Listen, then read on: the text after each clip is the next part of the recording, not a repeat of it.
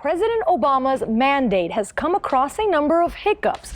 Healthcare, the war on terror, and especially immigration. That's right. The president is widely known for deporting more undocumented immigrants than any Republican in the White House, or, as a matter of fact, any president ever, guys. So why has there been such a radical spike on deportees since he first took office? And how does it fare compared to the Bush administration? Fusion's Ted Hesson breaks it down for us.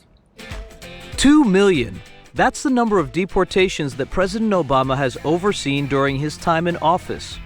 His policies have earned him the nickname Deporter-in-Chief. But not everyone agrees. Critics say the Obama administration is cooking the books to make it look like more people are being deported than in reality. The truth is somewhere in between. President Obama has taken a different approach to deportations than his predecessors. Previous administrations avoided using formal deportations. They were more likely to send people out of the country through an informal process called a return.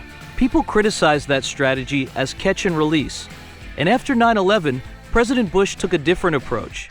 He began formally deporting more immigrants through a process called a removal.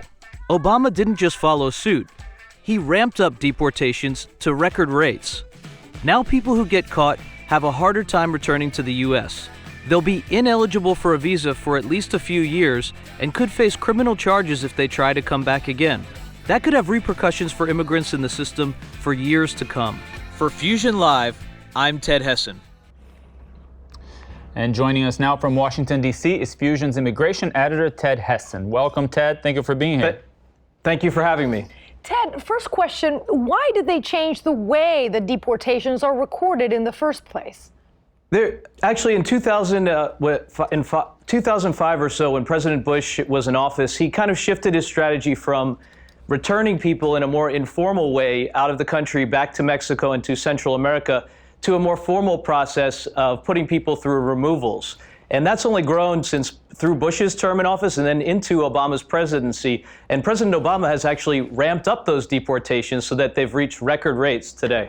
But why the change? Why do you think that he made that change in policy? I mean, people had criticized President Bush for what they called catch and release, which essentially was that people were being caught at the border and being returned to Mexico and, quite frankly, had the chance to come back again and try to get back in the U.S. And in order to kind of step up criminalization of the border and to raise the stakes of crossing, they moved towards putting people through formal deportation proceedings. Now, Ted, about a month ago, President Obama said he would take a more humane approach when it comes to immigration. Operation Streamline is pretty far from humane, in my opinion. I would like for you to explain what Operation Streamline is, and also, is it working? Operation Streamline is actually part of this strategy of raising the stakes of crossing the border.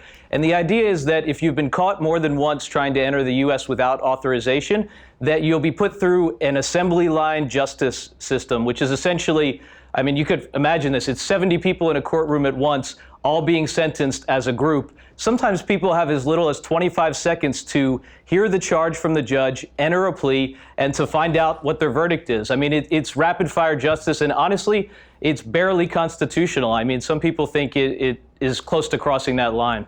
Mm-hmm. So, Ted, President Obama promised to pass immigration reform. That, of course, has not been the case. Is it likely to pass this year, you think? Quite frankly, I don't think there's any chance of immigration reform passing this year.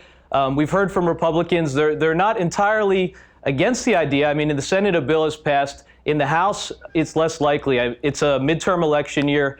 There's plenty of districts where Republican candidates just don't need to pass immigration to win office this year. And if they don't need to, I really doubt they're going to take that risk, as I said, during an election year. Ted, this new analysis on deportation statistics was revealed late last week.